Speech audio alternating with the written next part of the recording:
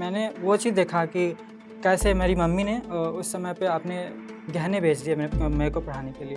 बोलते हैं कि आपका बच्चा तो आईआईटी में गया है, करोड़ का पैकेज लेके आएगा। लोग मेरे को ऊपर से ताने देने लगे कि तुम्हारा तो स्किल भी सही नहीं है अभी। खुद से एक बहुत घिन सी आने लगी थी, खुद को बहुत हेट करने लगा था। मेरे से कुछ नहीं हो पाएगा, अंदर से एक मैं टूट गया।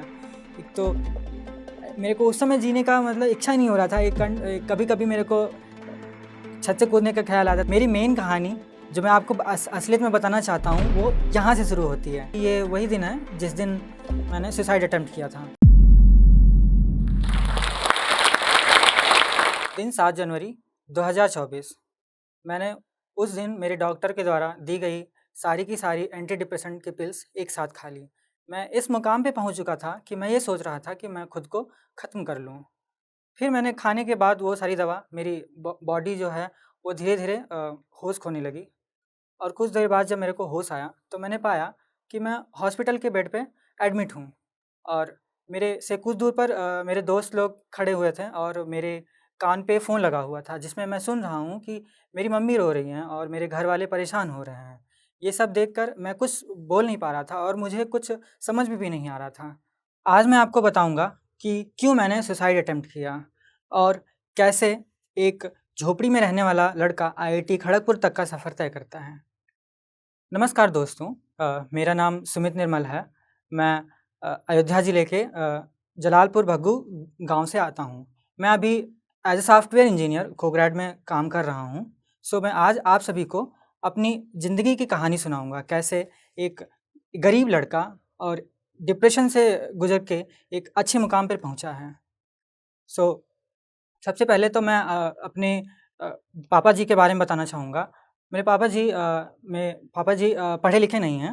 सो उनको दादाजी ने, मेरे पापा जी के पापा, उन्होंने खेत में काम करने के लिए बोल दिया था कि आपको पढ़ाई नहीं करना है और खेत में काम करना है। पढ़ाई लिखाई से कुछ होता नहीं है। हमारे यहाँ, हमारे गांव में ऐसा ही कल्चर है। उस समय ऐसा था कि किसी को पढ़ाई लिखाई पे, किसी को शिक्षा पे विश्वास नहीं था। पर मेरे पापा जानते थे कि अगर कुछ भी मेरे घर की अगर हालत अगर सही हो सकती है तो वो शिक्षा से हो सकती है। और फिर पापा ने जिस दिन मेरा जन्म हुआ उस दिन उन्होंने एक लालटेन खरीद के लाया। उन्होंने ये सोच के लालटेन खरीद के लाया क्योंकि वो एक सपना देख रहे थे कि उनके उनके पिताजी ने उनको नहीं पढ़ाया तो वो कम से कम अपने बच्चों को एक अच्छी शिक्षा देंगे। सो उस दिन के बाद से मेरा ज़िंदगी का सफ़र शुरू होता है। मेरा मेरा घर अभी भी झोपड़ी से बना हुआ है, एक भी पक्की ईंट नहीं है घर में। बचपन में अभी भी मेरे को याद है कि कैसे हमने मतलब अपनी ज़िंदगी बहुत कठिनाई से गुजारी हुई है। घर में पापा जी खेत में काम करते थे और घर का गुजारा जो है वो आधा फसल बेच के उससे जो पैसे आते थे घर के बाकी काम होते थे और आधा फसल जो है उसको रख के हम उसको खाना खाना पीना खाते थे। कभी-कभी तो ऐसा था, हमारे घर पे ऐसा नहीं है कि लाइक दाल चावल और रोटी सब्जी एक साथ बने। हमारे घर पे ऐसा है कि या तो दाल बन रही है तो दाल ही बनेगी, सब्जी बन रही है तो सब्जी बनेगी, ऐसे हालत थी। कभी तो खाने को भी नहीं मिलता था। एक-एक दिन हम भूखे-भूखे भी रह सकते थे। हमने हमने ऐसे ऐसे टाइम गुज़ारे हैं। लेकिन पापा का एक वो था कि बदन पे कपड़ा हम बदन का कपड़ा हम नहीं खरीदेंगे, हम घर की फसल, घर के ज़ेवरात बेच देंगे, लेकिन हम अपने बच्चों को पढ़ाएँगे। मेरे को पता चला स्कूल में ही पता चला कि एक शिक्षण संस्थान है, जवाहर नवोदय विद्यालय, जहाँ पे आपने अगर वहाँ का एंट्रेंस क्लियर कर लिया है, तो आपको 7 साल फ्री में पढ़ाया जाएगा और ऑल राउंड डेवलपमेंट का भी ध्यान रखा जाएगा। तो मैंने 4th क्लास से ही प्रिपेयर करना स्टार्ट कर दिया जेईई के लिए एंड खूब मेहनत की। फिर मेरे ज़िला में मेरा नाम आया उस स्कूल में, जहाँ पे करीब 17,000 बच्चों ने पेपर दिया था, जिसमें से उन्होंने कुल 80 बच्चों को चुना। फिर यहाँ से ये जब ये रिज़ल्ट आया नवोदय का, तो अ, मेरे घर वाले बहुत खुश थे, मैं भी बहुत खुश था क्योंकि मेरे को एक उस समय से ऐसा फ़ीलिंग आ रहा था कि अभी मेरे को लगता है कि मैं कुछ कर सकता हूँ और मेरे अगल-बगल के जो मेरे गाँव वाले लोग हैं, उनको मैं एक एक एग्ज़ाम्पल बन के दिखा सकता हूँ कि शिक्षा क्या होता है। सो लेकिन अभी मैं कुछ किया नहीं था, बस एक एक था कि एक मेरे को एक मुकाम मिल गया है, एक मेरे को स्टेज मिल गया है, जहाँ पे मैं जाके चीज़ें अच्छी कर सकता हूँ। फिर मेरा एडमिशन होने को था जेएनवी में। उस समय 5,000 लग रहे थे एडमिशन के लिए। ऐसा था कि सीन कि अगर वो पैसे नहीं होते तो मेरा एडमिशन नहीं हो पाता और एडमिशन डेट निकल जाता। तो उस समय मैंने देखा था कि पापा जी बहुत निराश थे, बोले थे कि कहीं से पैसा नहीं मिल रहा है, हमने उधार लेने का भी कोशिश किया, कोई देने को तैयार नहीं है, पढ़ाई के लिए तो बिल्कुल भी नहीं। सो तो मम्मी ने बोला कि मेरे पास कुछ पायल हैं, कुछ ज़ेवरात हैं, आप उनको बेच के मतलब मेरा एडमिशन कराइए। सो मैंने वो चीज़ देखा कि कैसे मेरी मम्मी ने उस समय पे अपने गहने बेच दिए मेरे को पढ़ाने के लिए। तो देखते-देखते मेरा एडमिशन जवाहर नवोदय विद्यालय फैज़ाबाद में हुआ। वहाँ पे मैंने 7 साल अपनी पढ़ाई की। सो आती है बात कक्षा 10 की, जब मेरे को पहली बार आईआईटी के बारे में पता चला, जहाँ से एक एक इंजीनियरिंग हम लोग इंजीनियरिंग क्लियर करते हैं और इंजीनियर बनते हैं। पहले से बचपन से ही मेरा सपना था कि मैं कुछ ना कुछ बनूँगा आगे चल के, लाइक डॉक्टर बनूँगा या इंजीनियर बनूँगा, पर लेकिन 10 क्लास 10 तक मेरे को एक एक फ़िक्स नहीं था कि मेरे को क्या बनना है। 10th में 10th में आने के बाद हमको एक चूज़ करना होता है कि हमको बायो लेना है या मैथ लेना है। तो मैंने उस समय पे मैथ चूज़ किया। एंड क्योंकि चूज़ इसलिए किया क्योंकि हम घर में जब लेटे रहते हैं तो हमारे घर में एक आंगन है, तो उस बिस्तर पे हम रात को आसमान में देखते हैं, तो वो एक एरोप्लेन की लाइट होती है, एरोप्लेन जा रही होती है, तो उसकी 3 डॉट्स डॉटेड करके लाइन रहती है, लाइट जलती रहती है, चमचमाती रहती है।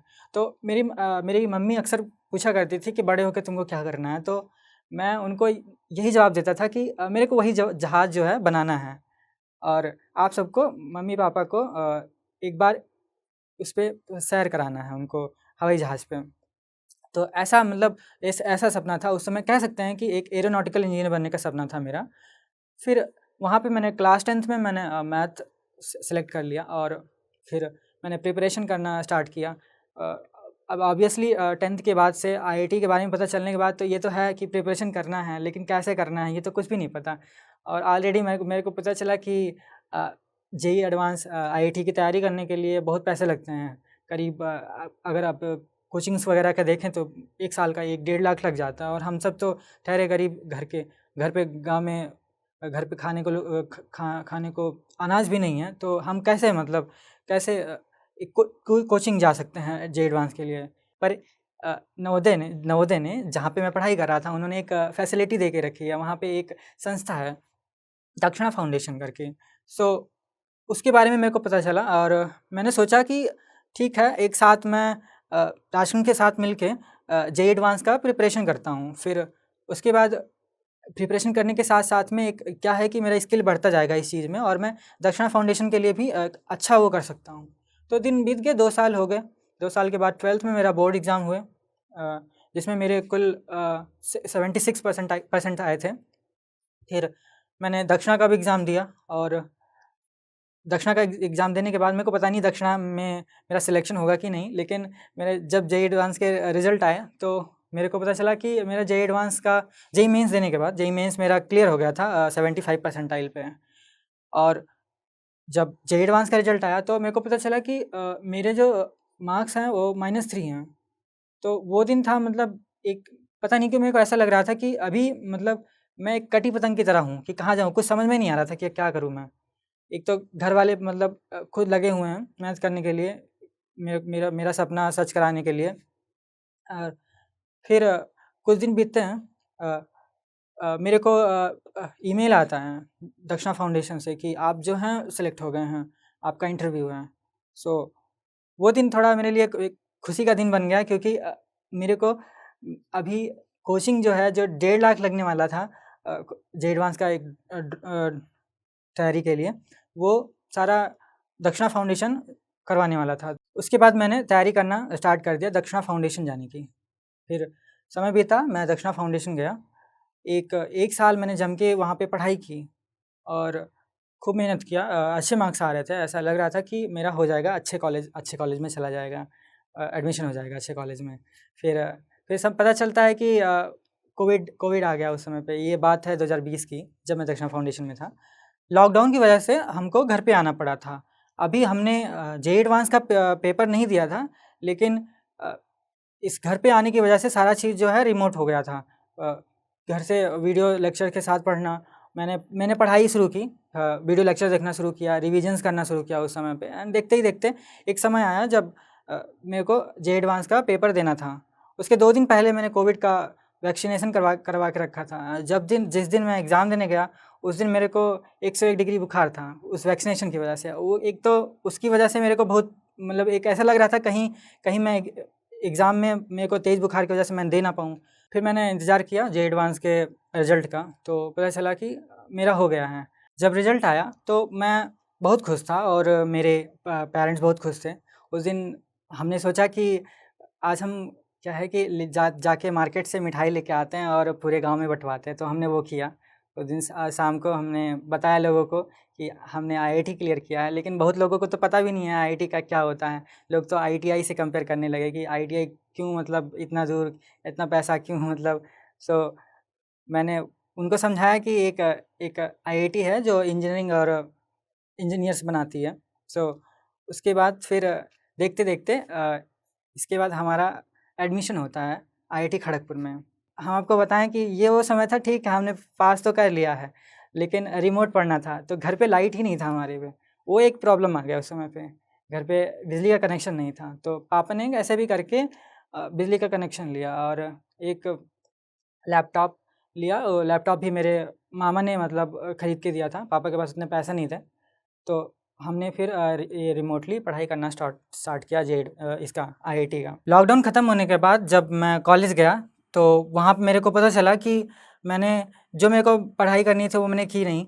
मैंने सिर्फ सिविल इंजीनियरिंग की पढ़ाई की और कहीं 1-2 यूट्यूब के वीडियो देखे इसका सॉफ्टवेयर इंजीनियरिंग का। सो वहाँ पे मेरे को पता चला कि एक कैसे मतलब मेरे को पढ़ाई करनी थी और कैसे मैंने की है। तो वहाँ पे मेरे को एक बहुत ज़्यादा एक बहुत ख़राब लगा कि मैंने लोगों के साथ नहीं रह के घर से पढ़ाई की, तो ये हुआ, एक कम्युनिकेशन नहीं बन पाया हमारा।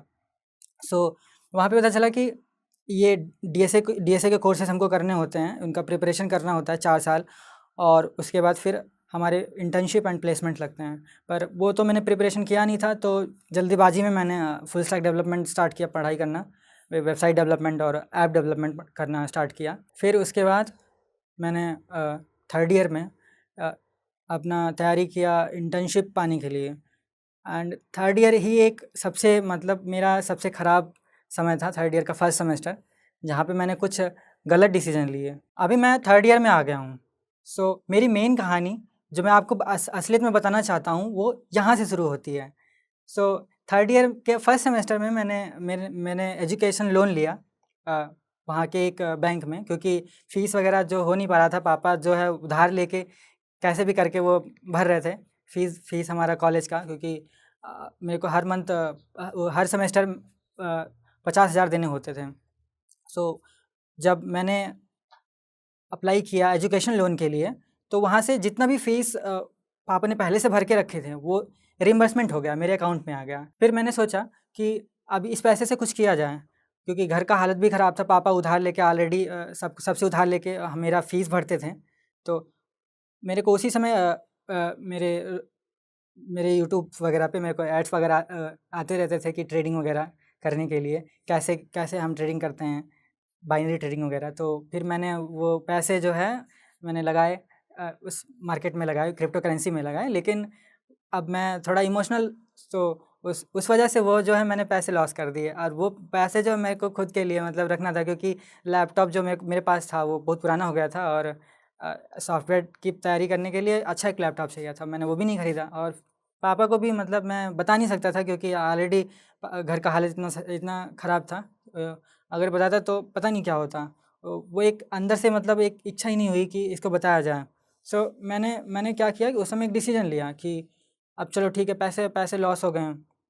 अब मैं क्या करता हूँ कि एक बार और ट्रेड करता हूँ, लेकिन इस बार जो है मैं दोस्तों से पैसे ले लेता हूँ। तो मैंने दोस्तों से लिए पैसे, लेकिन मैं वो भी लॉस कर गया। तो उससे उस वो एक जो है मेरा एक सबसे ख़राब मतलब एक वो था, जहाँ से मैं मतलब खुद के अंदर से ही मतलब मैं टूट चुका था कि ये क्या कर दिया। मैं तो मतलब पढ़ाई पढ़ाई के लिए मतलब यहाँ पे आया था, और मैंने ट्रेडिंग वगैरह करके अपना मतलब एक गलत कदम उठा लिया। तो ऐसे बहुत सारे आईआईटी के बच्चे हैं जो आते तो पढ़ाई करने के लिए हैं, लेकिन डिस्ट्रैक्शन की वजह से वो भटक जाते हैं। वो भूल जाते हैं कि हमने वहाँ तक का सफ़र कैसे तय किया है। ये जो कहानी है उन उन सब के लिए भी बहुत इम्पोर्टेंट है।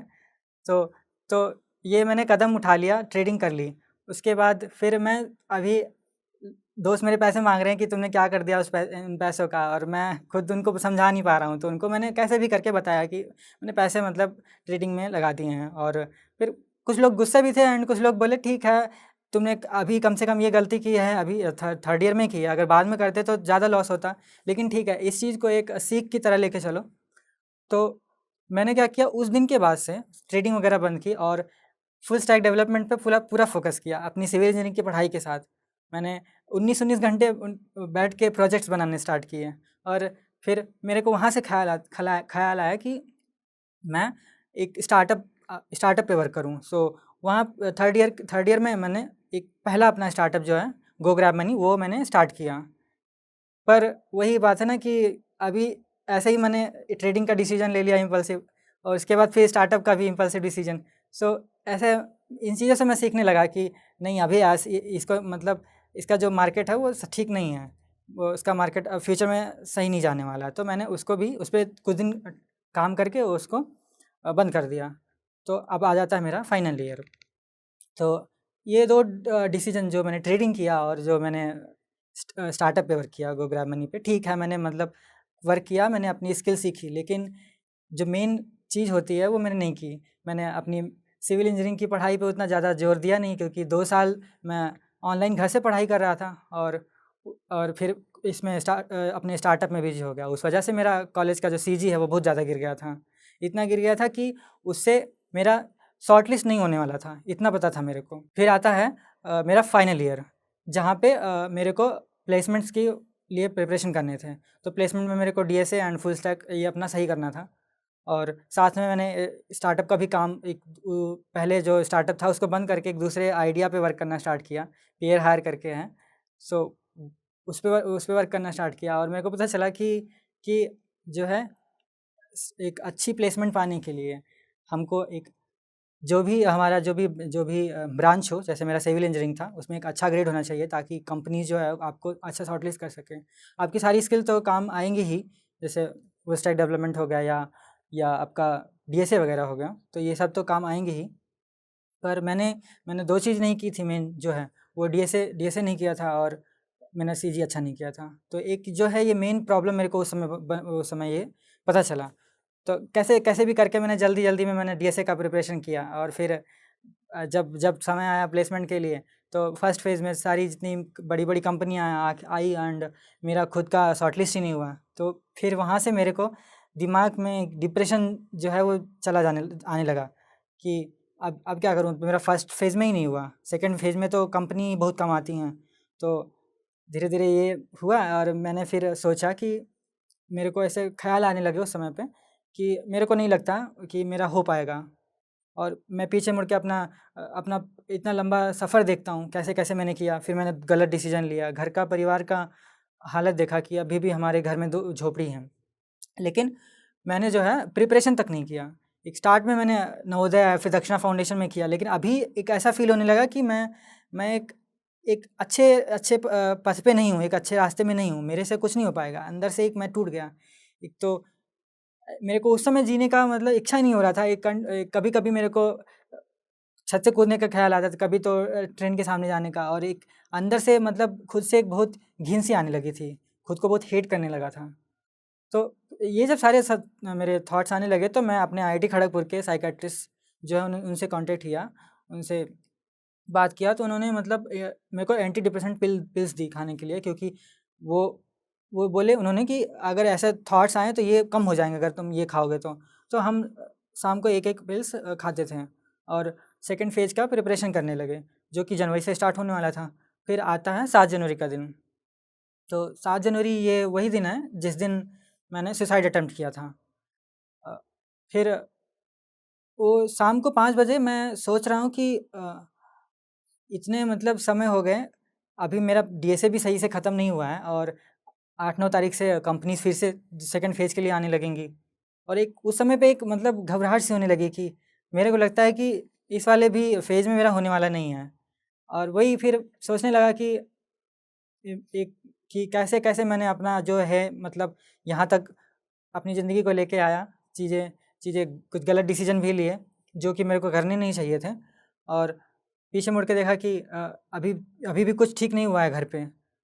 और सबका निगाह जो है मेरे पर ही था। अक्सर क्या होता है कि अब जब घर पे जाओ और लोग आपसे मिलते हैं, बोलते हैं कि आपका बच्चा तो आईआईटी में गया है, करोड़ का पैकेज लेके आएगा। लेकिन लेकिन वो तो हम सब जानते हैं कि आईआईटीज़ का अभी सीन क्या है, या जो लोग एक्सपेक्ट करते हैं वो वैसा नहीं होता है, वैसा नहीं है अंदर आईआईटी के। सो मैंने फिर देखा ये कि लोग मेरे मेरे को ऊपर से ताने देने लगे कि तुम्हारा तो स्किल भी सही नहीं है अभी, कुछ तुमने कुछ किया भी नहीं है अच्छे से। मेरे दोस्त लोग बोलने लगे कि ऐसा अगर स्किल रहेगा तो नहीं हो पाएगा तुम्हारा, और मेरे को नहीं लगता कि तुम्हारा होगा भी प्लेसमेंट कॉलेज से। तो वही सब मैं सुन सुन के एक पक सा गया था। और कोई कोई तो मेरे को ऐसा लेकर बोलते थे कि तुमने पढ़ाई ही नहीं किया, सीजी तुम्हारा खराब गया, और फिर डीएसए का भी प्रिपरेशन नहीं किया। तो ये सारी चीज़ें उस समय ऐसे लाइक कानों में मतलब घुस रहा था कि मैंने 4 साल बिता दिए, 4 साल मैंने कुछ भी नहीं किया है। ऐसा मेरे को फ़ील होता था। जो मेरे को करना था वो मैंने किया ही नहीं।